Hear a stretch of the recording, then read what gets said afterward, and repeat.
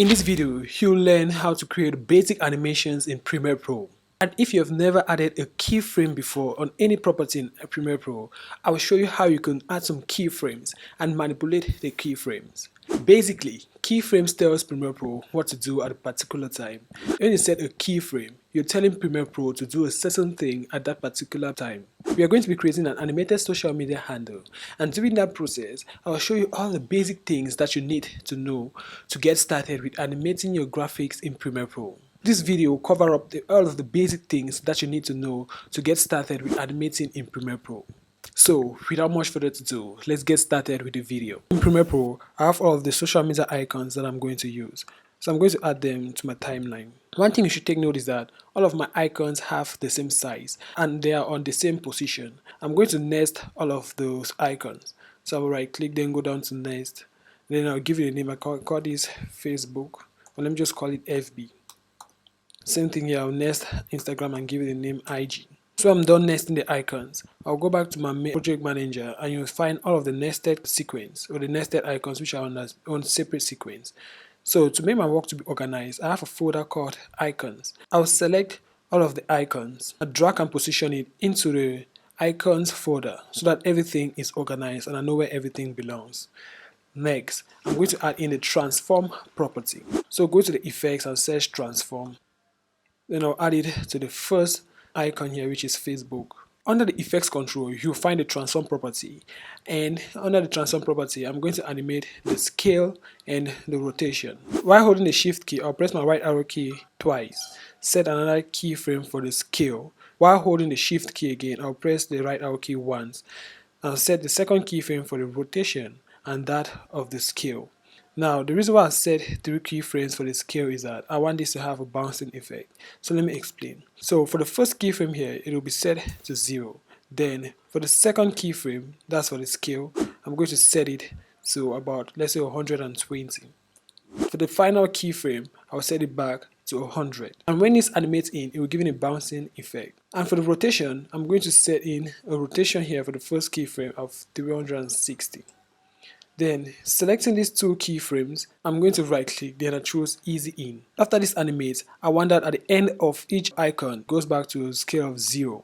So I'll position it, let's say around here, towards the end. Then I'm going to reverse this. I'll copy this first keyframe here. Press Command C to copy, and then I press Command V, and make sure that the playhead is at the position where you want to paste the keyframe. Then I'll hold Shift key, press the left arrow key twice.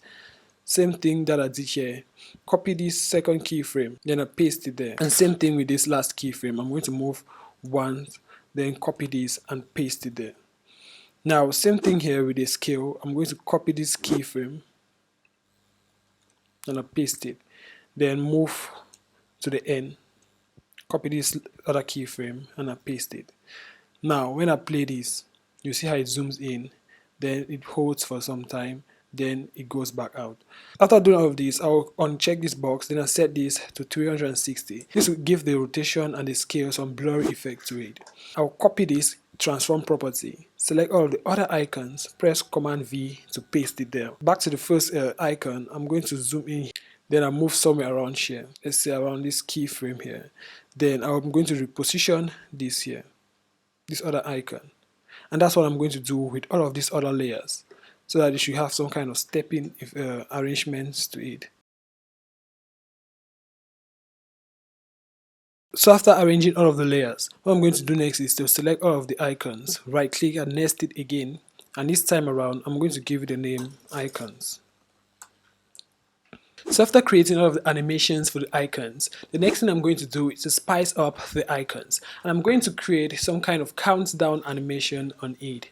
So to create this, what I'm going to do is first I'll select my Ellipse tool. While holding shift, I'm going to draw a perfect circle. Then I'll try to reposition it and make sure that it covers up the entire icon. So I'll go to my essential graphics, and under the essential graphics I'm going to remove this here and I'll give it a stroke. And for the stroke color, I'm going to set it to white. Then I hit OK. Let me increase the size of this so that I can see the stroke value. So I'm going to set in a stroke value of about 20 so that it covers up the thing like this. So I'll add in the razor wipe.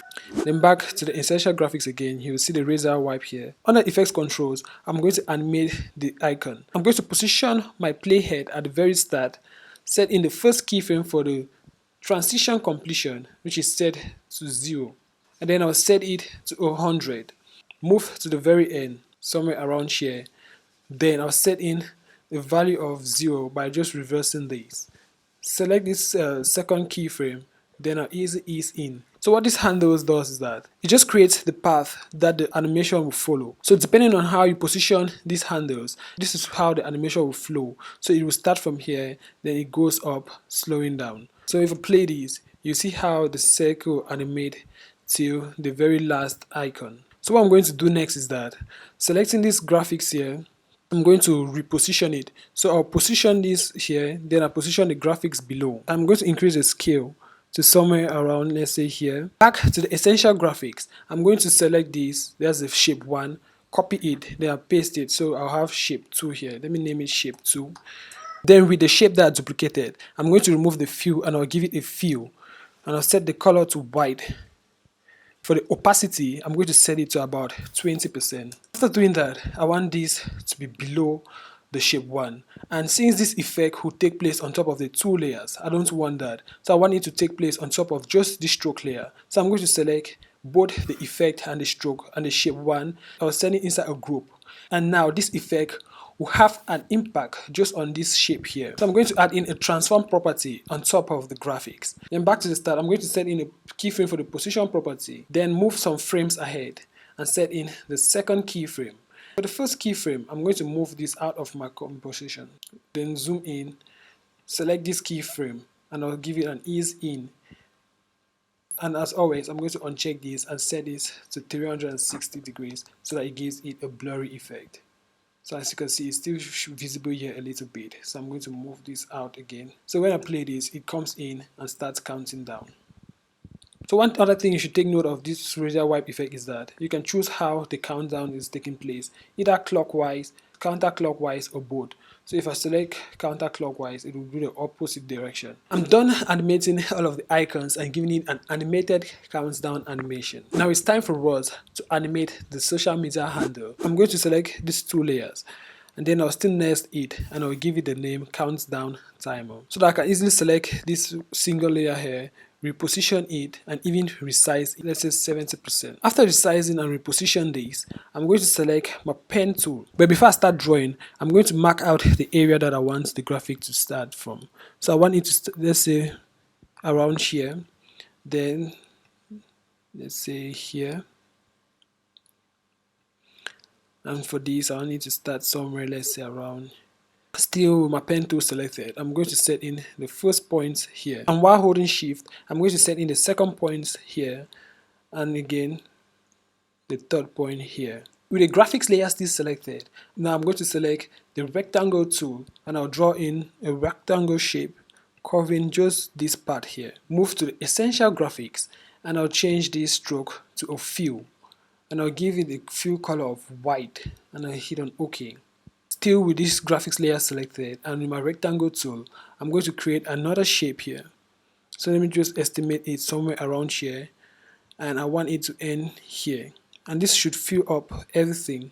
Then I'm going to change this color. You can give it any color that you want, but I'll go with a blue color. I have all of the shapes that I want to animate. So I'm going to extend the length to fill up the entire duration. Back to the essential graphics, I'm going to hide in these other icons or these other shapes so that just this shape will be visible because I want to focus on these. So I'm going to remove all of these guides here.